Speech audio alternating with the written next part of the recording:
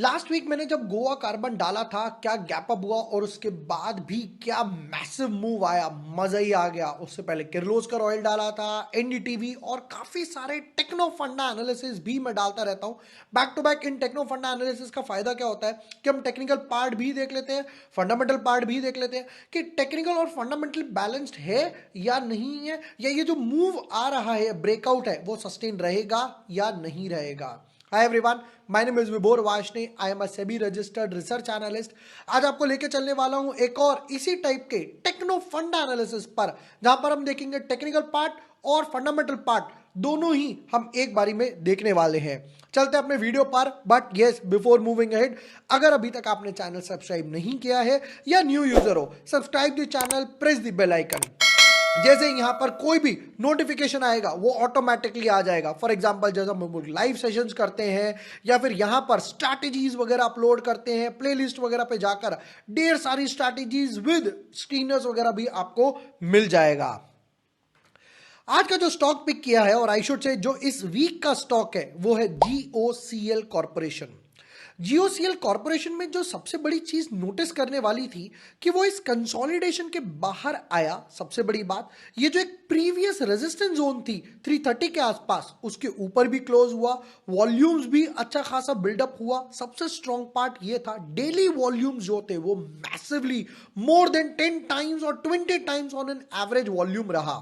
ठीक है, अब सबसे बड़ा क्वेश्चन है ये मूव क्यों आया, पहले वो देखने का ट्राई करते हैं। स्टार्ट करते हैं फंडामेंटल्स के साथ विद प्रमोटर होल्डिंग्स। प्रमोटर के पास यहां पर 73 और ऑलमोस्ट आई शुड से 74% की होल्डिंग्स है और एक भी शेयर प्लेज नहीं है। सबसे बड़ी बात, ठीक है। एफआईआई की बात करें तो यहां पर ऑलमोस्ट 3%, तो ये हो गया यहां पर 14। फिर उसके बाद डीआईआई ऑलमोस्ट 1.64, ये गलत है। डीआईआई 1.64 के आसपास। पब्लिक की बात करें तो पब्लिक के पास 21% के आसपास ही होल्डिंग है, ज्यादा होल्डिंग नहीं है। ठीक है, प्रमोटर कौन है? प्रमोटर हिंदुजा कैपिटल है, जो कि पहले हिंदुजा पावर के नाम से था। ठीक है, एफआईआई, एविएटर ग्लोबल और न्यू इन्वेस्टमेंट्स, डीआईआई, एनआईए का नाम सामने आ गया। और पब्लिक में भी हितेश जोशी, दिलीप कुमार, ऑलमोस्ट 3% यानी 17-18% के आसपास ही फ्री फ्लोट अवेलेबल है। जितना कम फ्री फ्लोट होता है, इस टाइप के शेयर लॉन्ग टर्म के लिए अच्छे होते हैं। क्यों? क्योंकि सप्लाई कम है। जितना फ्री फ्लोट ज्यादा होगा तो मार्केट में लिक्विडिटी ज्यादा होगी, राइट। लिक्विडिटी यानी कि वोडाफोन देख सकते हो, यस बैंक, लिक्विडिटी ज्यादा है, ऊपर ही नहीं जा पाता। चलो एक नजर मारेंगे इसकी बैलेंस शीट पर, और बैलेंस शीट के बाद देखने वाले हैं क्वार्टर रिजल्ट्स और फिर वापस से अपने लेवल्स पे। 9.91 करोड़ की इक्विटी कैपिटल, बहुत ही छोटा इक्विटी कैपिटल का बेस है। रिजर्व्स की बात करी जाए जल्दी से, 366 बढ़ के हो गए 375, थोड़ा सा ड्रॉप। प्रोबेबली यही रीजन था जिसकी वजह से ये जो स्टॉक टंबल डाउन हुआ था। हाँ बोलो, ये जो स्टॉक टंबल डाउन हुआ है वो यही रीजन की वजह से कि उस टाइम पे कंपनी परफॉर्म नहीं कर पाई। बट अगेन 385 और वापस 412 करोड़ के आसपास। ठीक है, यानी कि रिजर्व्स कॉन्स्टेंटली अच्छे लग रहे हैं। ठीक है, थोड़ा सा और परफॉर्म करना पड़ेगा। अब आते हैं जल्दी से क्वार्टर रिजल्ट्स, कि कंपनी क्वार्टर रिजल्ट्स में क्या काम कर रही है। Let's start with sales. Sales की बात करें तो 21 करोड़, जो कि जंप होके हुआ 38 करोड़, बहुत बढ़िया। जो कि फिर वापस से ड्रॉप हुआ 29 करोड़ के आसपास, फिर वापस से जंप 44, वापस से 38। तो यानी मोटा मोटा बात करूं तो 35 से 40 करोड़ के ऑन एन एवरेज, 35 से 40 करोड़ के on an average sales company कर पा रही है। ठीक है, नीचे नेक्स्ट पार्ट पर आते हैं। अब यहां पर सबसे इंपॉर्टेंट एक नेगेटिव, हाँ बोलो, अदर इनकम्स। अदर इनकम्स यानी कि कंपनी सेल से उतना पैसा नहीं कमा पा रही जितना अदर इनकम पे डिपेंडेंट है।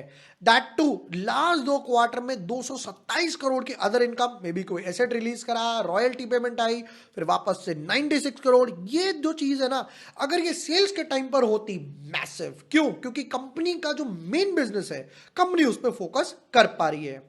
ठीक है, पैट पर आते हैं 27 करोड़, 6 करोड़, 7 करोड़, जंप हुआ 149। रीजन ऊपर मेंशन है, यानी कि यहां पर अदर इनकम्स और वापस से 61 करोड़ पे डिपेंडेंट है। ठीक है, अदर इनकम से थोड़ी बहुत सेल्स बढ़ जाए ना, अदर इनकम बढ़े ना बढ़े, बट घटे ना घटे, बट सेल्स बढ़ जाए तो कंपनी के व्यारे न्यारे हो सकते हैं। चलो अब आते हैं इसके स्ट्रक्चर पे, चार्ट के स्ट्रक्चर की बात करें तो नो डाउट वीकली चार्ट पे चलते हैं। वीकली चार्ट पे क्या क्या देखने को मिला, पहले ऑब्जर्वेशंस पे चलते हैं बैक टू बैक। ये एक मल्टीपल इनसाइड बार था, काइंड ऑफ अ कंसोलिडेशन था। हैव अ लुक, ये देखो 5 हफ्ते का, 1 2 3 4 5 6 हफ्ते का कंसोलिडेशन चलता रहा। वहां जाकर इस कंसोलिडेशन का ब्रेकआउट आया विद अ मैसिव कैंडल, सबसे बड़ी बात, and plus again massive move, massive candles, massive volumes. ठीक है, उससे पहले ये जो इनसाइड बार बना था वो भी मैं मार्क कर देता हूं कि जब लास्ट टाइम इनसाइड बार बना था तो यहां ब्रेकआउट आया था 280 से, जहां से स्टॉक बैक नॉन कांस्टेंट यहां से 332 के आसपास गया। अब व्हाट्स नेक्स्ट, जब चार्ट के स्ट्रक्चर को कंपेयर किया जाए और थोड़ा सा कंप्रेस किया, तब यहां आइडिया लग रहा है probably kind of A cup and handle बनाने का ट्राई कर रहा है, not a proper cup and handle, but यहां से ब्रेकआउट के बाद रिट्रेसमेंट की तरफ आया, रिट्रेसमेंट से वापस ऊपर की तरफ जाने का ट्राई कर रहा है। स्टॉक की बात करें तो स्टॉक ट्रेड कर रहा है 345 के आसपास। एक जल्दी से सपोर्टिव ट्रेंड लाइन डाल देते हैं यहां पर।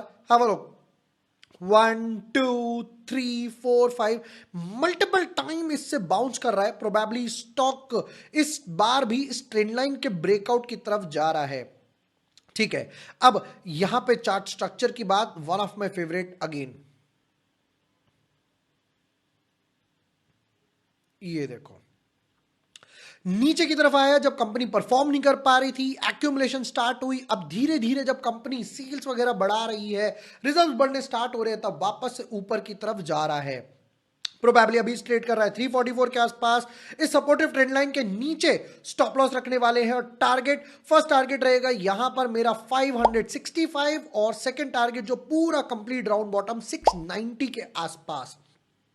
सेम राउंड बॉटम का स्ट्रक्चर हम लोगों ने देखा था एनडीटीवी वगैरह में, सेम राउंड बॉटम का स्ट्रक्चर देखा था किर्लोस्कर ऑयल में, फिर उसके बाद मैंने गोवा कार्बन भी दिखाया था। क्या बढ़िया ब्रेकआउट आया, क्या बढ़िया स्ट्रक्चर बन रहा है। ऑलराइट, ये थे जीओसीएल Corp K techno Funda analysis, जहां पर हमने टेक्निकल पार्ट भी देख रहा, डेली चार्ट से स्टार्ट करते हुए फिर हम लोगों ने बैलेंस शीट, रिजर्व, फिर back to back weekly chart देखा। क्या ब्यूटीफुल स्ट्रक्चर तैयार हो रहा है, ट्रेंड लाइन से बाउंस ले रहा है, मल्टीपल ब्रेकआउट आ रहे हैं वीकली चार्ट में, मल्टीपल इनसाइड बार का ब्रेकआउट आया वीकली चार्ट में, आई शुड से।